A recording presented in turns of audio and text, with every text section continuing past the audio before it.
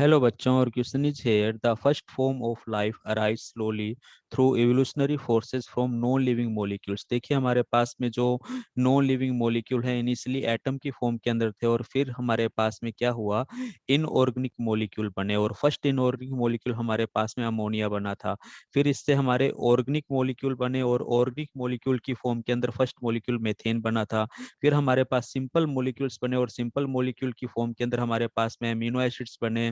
फिर हम बात करें यहाँ पे हमारे पास में फैटी एसिड्स बने थे, हमारे पास में न्यूक्लियोसाइड्स बने थे हमारे पास में, और फिर इनसे कॉम्प्लेक्स ऑर्गेनिक मॉलिक्यूल की फॉर्म के अंदर हमारे पास में प्रोटीन बना, न्यूक्लिक एसिड्स बना, और फिर इनका एग्रीगेशन हुआ। एग्रीगेशन होकर ये हमारे पास में को एसरवेट्स की फॉर्म के अंदर आए, और फिर इनसे हमारी लाइफ ओरिजिन हुआ। तो अल्टीमेटली हम यहाँ पर कह सकते हैं कि ये जो हमारे नॉन लिविंग कंपोनेंट थे, that is the non living component. In non living component से फर्स्ट हमारा लिविंग कंपोनेंट्स हम कोएसरफेट्स की फॉर्म के अंदर देखते हैं। जो हमारा न्यूक्लियो प्रोटीन था, न्यूक्लिक एसिड और प्रोटीन का कंपोनेंट, इसके चारों तरफ हमने देखा कि लिपिड सराउंड हो गया। तो ये हमारा फर्स्ट कंपाउंड्स बना, जो हम कह सकते हैं लाइफ ओरिजिन के लिए रिस्पॉन्सिबल हुआ। तो और ये थ्योरी हमारी क्या कहलाती है, बायोजेनेसिस थ्योरी कहलाती है।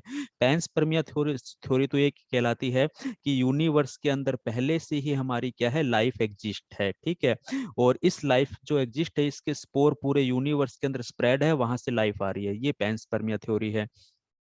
ए बायोजेनेसिस की बात करें तो ये कहती है कि हमारा जो लाइफ का ओरिजिन हुआ है वो किससे हुआ है, डायरेक्टली नॉन लिविंग से हुआ है। कोई भी इवोल्यूशनरी फोर्सेस इसके अंदर इन्वॉल्व नहीं है। ठीक है, तो नॉन लिविंग से हमारा ओरिजिन हुआ है लिविंग बींग का। तो ये थ्योरी भी हमारी यहाँ पर गलत होती है।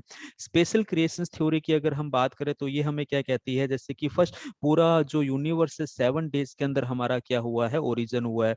जैसे फर्स्ट डे के अंदर कहा गया कि हर अर्थ एंड हेवन हमारे बने, सेकंड डे के अंदर कहा गया वाटर एंड स्काई बने, इस तरह के कुछ कंक्लूजन दिए गए। ठीक है, थर्ड डे पर लैंड एंड प्लांट की बात की गई है। फोर्थ डे पर सन मून एंड स्टार की बात की गई है। फिफ्थ डे पर फिशेज की बात की गई है, बर्ड्स की बात की गई है। और सिक्स डे पे कहा गया है कि हमारे पास में ह्यूमन बीइंग आए। ठीक है, ईवा के द्वारा। तो ये कुछ ऐसे सोच रखी गई है स्पेशल क्रिएशंस के लिए, लेकिन यहाँ पर ये ऑप्शन भी गलत है। तो राइट ऑप्शन कौन सा जाता है, ऑप्शन बी बिल्कुल करेक्ट आंसर जाता है। Thank you.